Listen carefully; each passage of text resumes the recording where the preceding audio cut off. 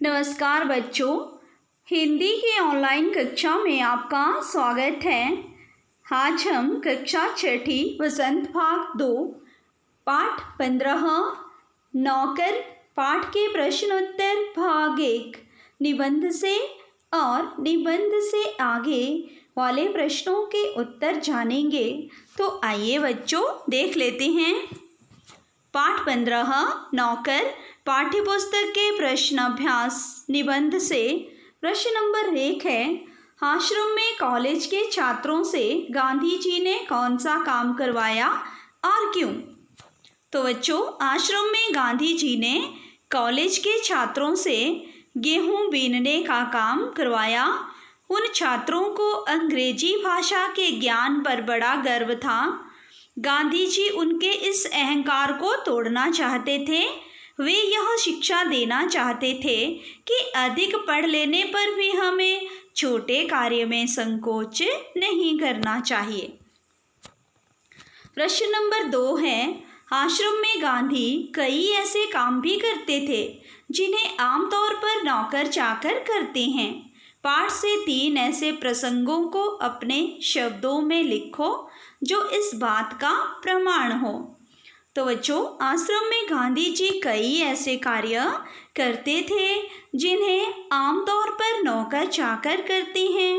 ये कार्य हैं, गांधी जी आश्रम में अपने हाथों से चक्की से आटा पीसा करते थे। इतना ही नहीं, कभी कभी वह चक्की ठीक करने के लिए घंटों मेहनत करते थे।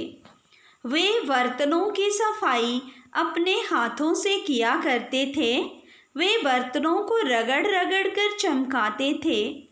वे रसोई घर में सब्जियों को धोने, छीलने, काटने का कार्य स्वयं करते थे। गांधी जी रसोई घर की सफाई का पूरा ध्यान रखते थे। प्रश्न नंबर 3 है, लंदन में भोज पर बुलाए जाने पर गांधी जी ने क्या किया।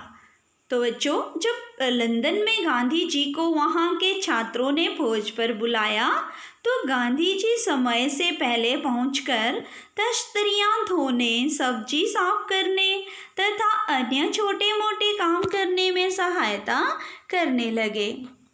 प्रश्न नंबर 4 है, गांधी जी ने श्रीमती पोलक के बच्चे का दूध कैसे छुड़वाया। बच्चों, श्रीमती पोलक का बच्चा रात को दूध पीने के लिए अपनी मां को सारी रात जगाए रखता था। इससे वे काफ़ी कमज़ोर हो गई थी। गांधी जी ने बच्चे की देखभाल का काम अपने हाथों में ले लिया। गांधी जी रात को देर से घर पहुंचने पर भी श्रीमती पोलक के बिस्तर से बच्चे को उठाकर अपने बिस्तर पर लिटा देते थे। उसे पानी पिलाने के लिए एक बर्तन में पानी भरकर भी रख लेते थे। बच्चे को 15 दिन तक उन्होंने अपने साथ बिस्तर पर सुलाया। अपनी मां से 15 दिन तक अलग सोने पर बच्चे ने मां का दूध छोड़ दिया। प्रश्न नंबर 5 है, आश्रम में काम करने या करवाने का कौन सा तरीका गांधी जी अपनाते थे। इसे पाठ पढ़कर लिखो। तो बच्चों, आपने पूरा पाठ पढ़ना है। उसके पश्चात इस प्रश्न का उत्तर अपने ही शब्दों में लिखना है। आश्रम में गांधी जी स्वयं काम करते थे तथा दूसरों से काम करवाने में सख्ती बरतते थे, पर वे अपना काम किसी और से करवाना पसंद नहीं करते थे। वे किसी के पूछने पर उसे तुरंत काम बता देते थे। गांधी जी को स्वयं काम करते देखकर कोई भी मना नहीं कर पाता था। वे काम करने वालों को कभी नौकर नहीं समझते थे, बल्कि उन्हें भाई या बहन मानते थे। इससे काम न करने की सोचने वाला भी काम करने को प्रेरित हो जाता था। अब निबंध से आगे प्रश्न नंबर 1 है, गांधी जी इतना पैदल क्यों चलते थे। पैदल चलने से क्या लाभ है, लिखो। तो बच्चों, पैदल चलना स्वास्थ्य के लिए लाभप्रद है।